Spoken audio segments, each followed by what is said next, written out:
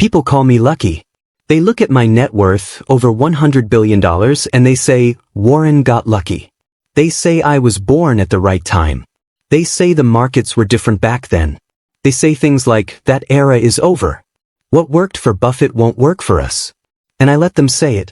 Because here is the truth, and I want you to hold on to this truth for the next 30 minutes.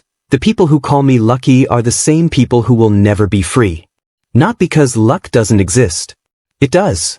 I was lucky to be born in America. I was lucky to meet Charlie Munger. I was lucky in 100 small ways. But luck is not a strategy. Luck is not something you can buy, build, or replicate. What I'm going to talk to you about today, you can replicate. There are 3 specific assets sitting in the world right now. Not hidden in some vault. Not locked behind connections or credentials or a zip code in Manhattan. 3 assets that most people walk past every single day without ever stopping to notice them. Without ever reaching out and beginning to own them. And the window, let me be very clear about this, the window on all 3 of these assets is open right now. It will not stay open forever. Every decade there is a window. The people who see it and walk through it, they are the ones who look back at 60 and realize they are free. The people who hesitate, who wait for more certainty, who say maybe next year, they are the ones who look back at 60 and realize the window closed. I am 93 years old. I have watched this pattern repeat itself more times than I can count. So today, I am not going to tell you what I did 50 years ago. I am going to tell you what I would do if I were 25 years old, sitting in your chair, with your internet connection, your smartphone, and the exact economic conditions that exist in this world right now. 3 assets. Own them before everyone notices them. Let's begin. I want to start by describing someone I know. His name doesn't matter. What matters is that you probably recognize him. He is 42 years old. He went to a decent college. He got a decent job. He works hard, genuinely hard, 50, sometimes 60 hours a week. He has a house with a mortgage. He has 2 kids in school. He has a car payment. He has a credit card balance that he tells himself he will pay off once things stabilize. Things have not stabilized in 11 years. Every month, the money comes in and the money goes out.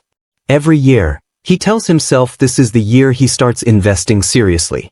Every year, something comes up. A repair, a medical bill, a trip that felt necessary, a moment of reward after a year of sacrifice. He is not irresponsible. He is not lazy. He is not unintelligent. He is simply running a system that was designed to keep him running. And here is what breaks my heart about this man, and people like him. He is not one bad decision away from disaster. He is one good decision away from everything changing. But nobody ever told him what that decision was. The schools didn't teach it. His parents didn't know it. The financial industry had no incentive to show him, because the financial industry makes money when he stays confused, stays dependent, stays the kind of customer who buys products he doesn't understand because someone in a suit told him to. So he keeps running. Alarm at 6. Commute. Meetings. Emails. Dinner. Sleep. Repeat. And every morning when that alarm goes off, and I want you to think about your own alarm, the one on your phone, the one that pulls you back into the cycle, there is a small voice somewhere underneath the fatigue that asks, is this it? Is this all there is? That voice is not weakness. That voice is wisdom trying to get your attention. Today, we are going to listen to that voice. Today, we are going to answer it with something specific, something actionable, something that you can begin, not someday, not when things stabilize, but this week. 3 assets. And the first one is going to surprise you. Before I tell you what the 3 assets are, I need to show you why most people never build them. Because if you don't understand the root cause, you'll hear these 3 things, nod your head, and do nothing. Just like most people do. Here is the root cause. Most people are playing a game called earning and spending. They earn money by selling their time. They spend money on things that disappear. Then they earn more time money and spend it again. This is the loop. This is the trap. And the trap is elegant, I will give it that, because it feels like progress. Every year you might earn a little more. Every year you might buy something slightly better. The car upgrades. The house gets bigger. The vacations get nicer. It feels like you are moving forward. But here is the question I want you to sit with. Moving forward toward what? Because if forward means higher expenses that require more income that require more time sold, you are not moving forward. You are accelerating in a circle. The wealthy do not earn and spend. The wealthy earn, acquire assets, and let those assets earn. That is the entire secret of every fortune ever built. Not intelligence. Not luck. Not timing. The simple, relentless habit of taking a portion of what you earn and converting it into things that earn on their own. Now I want to introduce a concept that I think about every single time I make a financial decision. I call it the asset test. It is one question. Does this thing I am about to buy go up in value over time and generate income while I hold it? That is it. One question. A car fails the asset test. It goes down in value and it costs money every month. A vacation fails the asset test. A designer item fails the asset test. A subscription service fails the asset test. A productive business passes the asset test. A cash-generating piece of real estate passes it. A skill that commands higher income passes it. A portfolio of great companies passes it. Most people spend 95% of their money on things that fail the asset test and wonder why they never get ahead. The wealthy spend a growing percentage of their money on things that pass the asset test, and they do it consistently, without exception, without making emotional decisions that override the math. The 3S. These are not the 3 assets I would have told you about in 1975. Or in 1995. Or even in 2010. These are the 3 assets that, given what I know about the world as it exists right now, the technology, the market structure, the information landscape, the economic shift that is happening whether most people notice it or not, these are the 3 assets I would pour my energy into if I were starting today. Are you ready? Asset number 1. Fractional ownership of great businesses. I have been saying this since I was 19 years old. And I will keep saying it until my last breath because it remains the most accessible, most powerful, most underutilized wealth-building mechanism available to ordinary people. In 1988, Coca-Cola was a company. You could walk into a store, buy a Coke for 75 cents, drink it, and feel refreshed for about 20 minutes. That was one way to interact with Coca-Cola. Or, and this is the way I chose, you could buy a small piece of the entire Coca-Cola enterprise. A piece that entitled you to a share of every bottle of Coke sold anywhere on Earth, forever as long as you held it. Berkshire bought $1 billion worth of Coca-Cola in 1988. By 2024, that stake was worth over $25 billion. And we have been receiving dividend checks, cash, arriving automatically, without any labor from us, the entire time.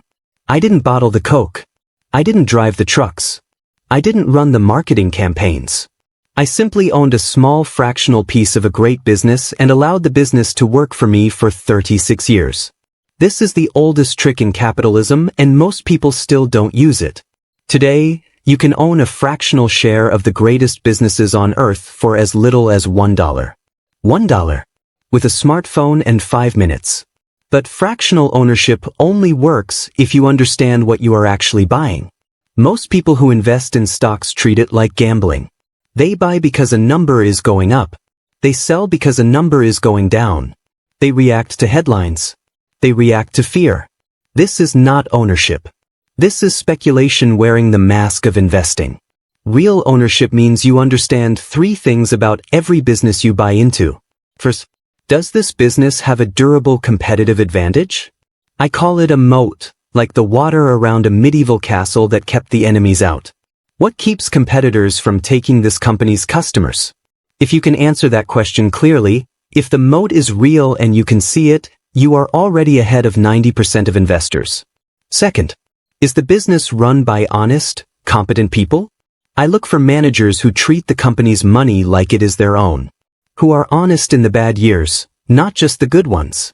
Who think in decades, not quarters. Are you buying at a reasonable price? You do not need to find the absolute bottom. You simply need to buy $1 worth of value for less than $1. Start small. Embarrassingly small if you need to. Pick 3 businesses whose products or services you use every day and genuinely admire. Research their moat. Read their last annual report. Ask yourself, does this company have a right to keep winning? If the answer is yes, buy a small piece. Then do nothing. Time and compounding will do the work. Asset number 2. A digital distribution system that you own.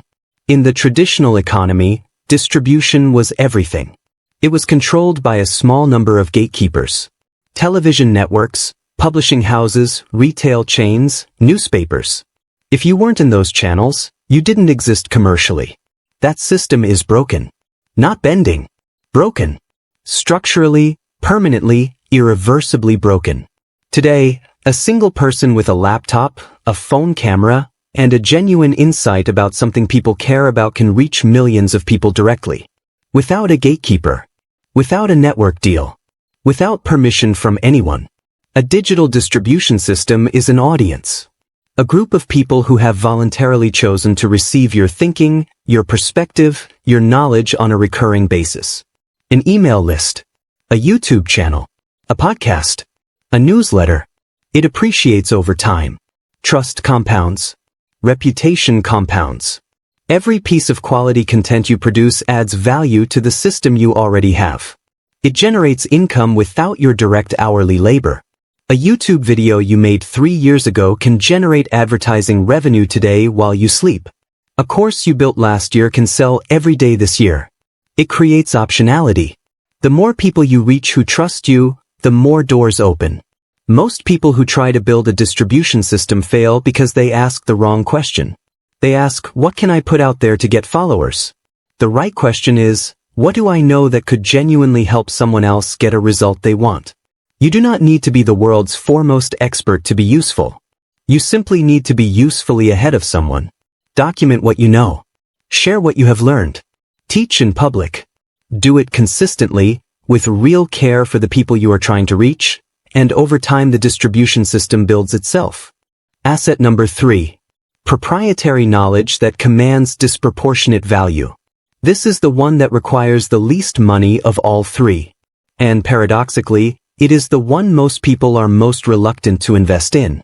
The wage premium between someone with deep expertise in a high-demand field versus someone with average skills has grown by approximately 60% in the last 20 years. The gap between the specialist and the generalist has never been wider. And it is still growing. The economy is changing. Routine work is being automated. Not eventually. The tasks that remain, that grow, that command premium income are the ones that require genuine expertise, creative judgment, and nuanced decision-making. There are 2 types of knowledge. Commodity knowledge.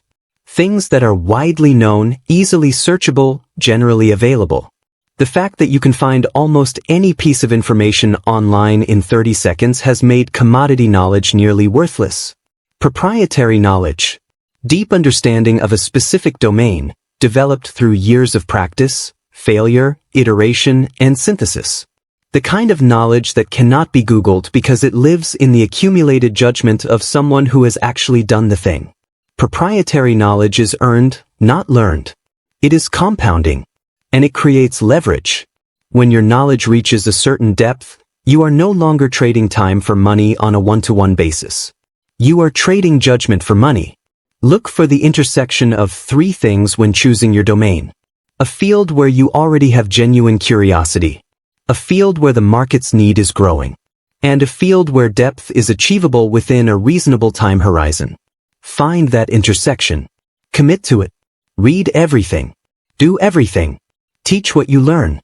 Seek mentors who are 10 years ahead of you. The knowledge asset compounds slowly at first. There will be 2 to 3 years where it feels like nothing is happening. This is not failure. This is the flat part of the compound curve. And then it bends. The opportunities start arriving. The income premium starts appearing. Stay in it through the flat part. The bend is coming. Now I want to show you something that most people miss. What happens when you own all 3 of these assets simultaneously? Your knowledge asset makes you better at identifying great businesses for your ownership asset. Your distribution asset amplifies the value of your knowledge asset. And the income generated by your ownership asset funds the development of your distribution and knowledge assets. This is the compounding engine. 3 cylinders, all running, all reinforcing each other. The wealthy are not winning because they have one great asset. They are winning because they have built the system. The good news is that earlier is a relative term. Earlier than next year is now. I know what some of you are thinking. Warren, I don't have money to invest. I barely have enough at the end of each month. I don't have time to build an audience or go deep in a new domain. And I hear that. I hear it genuinely. I'm not asking you to do everything at once. Start with knowledge. It costs almost nothing in dollars to begin. A library card. An internet connection. A decision to spend the next 90 days reading deeply in a domain that matters to you. While you are building knowledge, begin ownership at any scale. $10 a month. 20. The amount is irrelevant at first. The habit is everything. The identity shift from consumer to owner is what matters. The difficulty of your current situation is not a reason to delay. It is the most urgent possible reason to begin. Every month you wait is a month the compounding machine is idle. And the machine does not care about your intentions. It only responds to action. Let me end with something I have thought about for most of my life. There is a quality in the world that I believe is among the most underappreciated forces in all of human experience. It is the quality of direction. Not speed. Not effort. Not intelligence. Direction. Two people can work with identical intensity for 30 years. But if one is working in a direction that builds compounding assets, ownership, systems, knowledge, and the other is working in a direction that produces income and converts it immediately into consumption, the outcomes after 30 years are not similar. They are not even in the same universe. The effort was equal. The hours were equal. The talent might have been equal. The direction was different.